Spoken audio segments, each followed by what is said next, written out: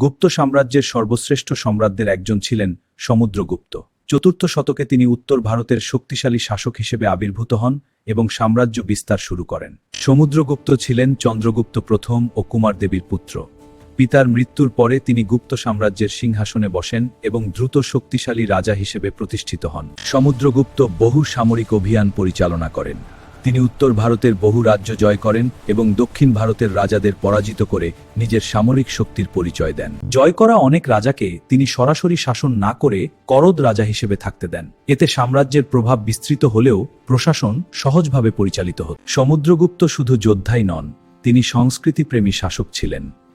সোনার মুদ্রায় তাকে বীণা বাজাতে দেখা যায়, তাই তাকে শিল্পপ্রেমী রাজা বলা হয়। তার অসাধারণ বিজয়ের জন্য তাকে ভারতের নেপোলিয়ন বলা হয়। এলাহাবাদ স্তম্ভলিপিতে তার সামরিক সাফল্য ও সাম্রাজ্যের বিস্তারের বিস্তারিত বিবরণ পাওয়া যায়।